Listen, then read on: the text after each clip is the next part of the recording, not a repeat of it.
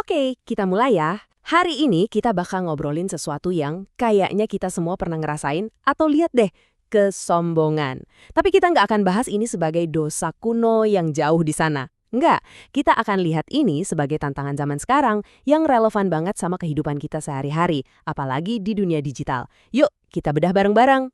Coba deh, berhenti sejenak dan pikirin ini baik-baik. Pertanyaannya simpel, tapi jawabannya bisa ngebuka banyak hal. Pernah nggak sih ada momen kecil di mana perasaan "aku lebih" itu nyelip di hati? Mungkin pas lihat nilai ujian, atau pas berhasil menang debat. Jujur aja sama diri sendiri. Nah, dari refleksi pribadi barusan, ayo kita lihat gambaran yang lebih luas. Gimana sih lingkungan kita, terutama dunia online, sebenarnya ngebentuk sifat ini? Coba deh buka media sosial kamu sekarang. Kultur flexing atau pamer itu udah jadi pemandangan sehari-hari kan? Entah pamer pencapaian, barang baru, liburan mewah. Tanpa sadar, perilaku yang akarnya itu sombong malah jadi normal. Dianggap biasa, bahkan keren. Nah, ini dia nih, tanda-tanda sombong versi modern. Ini bukan lagi soal istana atau harta karun, tapi soal hal-hal kecil, posting nilai A+, ngerasa seneng banget pas lihat jumlah followers nambah, atau ngotot di kolom komentar sampai lawan bicara nyerah.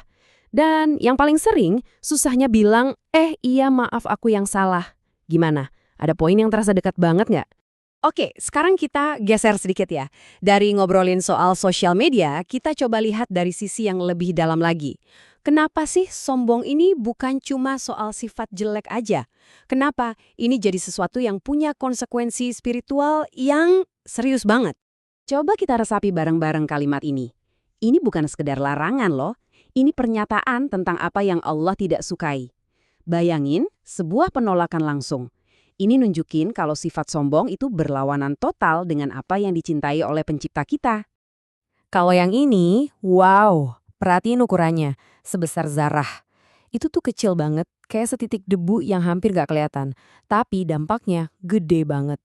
Sekecil itu aja bisa jadi penghalang buat kita masuk surga. Jadi intinya adalah gak ada level aman buat kesombongan. Sedikit pun gak bisa ditoleransi. Dan ini adalah peringatan yang paling to the point, paling tegas.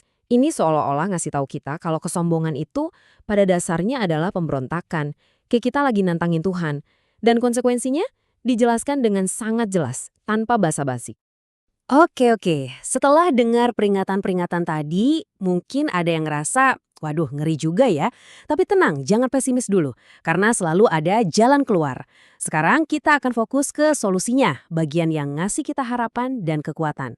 Yuk kita lihat gimana caranya membangun kerendahan hati. Nah, ini dia peta jalannya. 1. Sadari sumbernya. Kepintaran, bakat, apapun yang kita banggakan, itu semua cuma titipan. 2. Ingat kita ini dari mana dan mau kemana. Kita ini rapuh. 3. Hati-hati pilih teman. Karena kita ini cerminan dari lingkungan kita. 4. Ini menarik. Latih fisik kita buat rendah hati. Gimana caranya? Ya sujud. Kepala kita, bagian paling tinggi, kita taruh di tempat paling rendah. Itu simbol perlawanan terhadap sombong.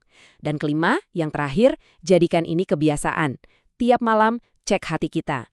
Ada nggak bibit sombong yang tumbuh hari ini? Jadi, kelima langkah tadi itu bukan checklist yang bisa dicentang sekali terus selesai ya. Bukan. Ini adalah awal dari sebuah perjalanan panjang. Sebuah komitmen pribadi kita. Dan poin ini penting banget buat diingat. Akan ada hari di mana kita berhasil, tapi pasti ada juga hari di mana kita, kepleset lagi. Nggak apa-apa. Kuncinya itu bukan kesempurnaan, tapi kemauan buat terus mencoba, terus sadar, dan terus lurusin niat kita setiap pagi. Ini proses seumur hidup.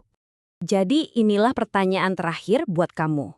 Kita udah lihat bareng-bareng definisinya, bahayanya, dan solusinya. Sekarang bolanya ada di tanganmu. Apakah hari ini adalah hari di mana kamu secara sadar memilih jalan kerendahan hati? Coba renungkan. Terima kasih banyak sudah menyimak.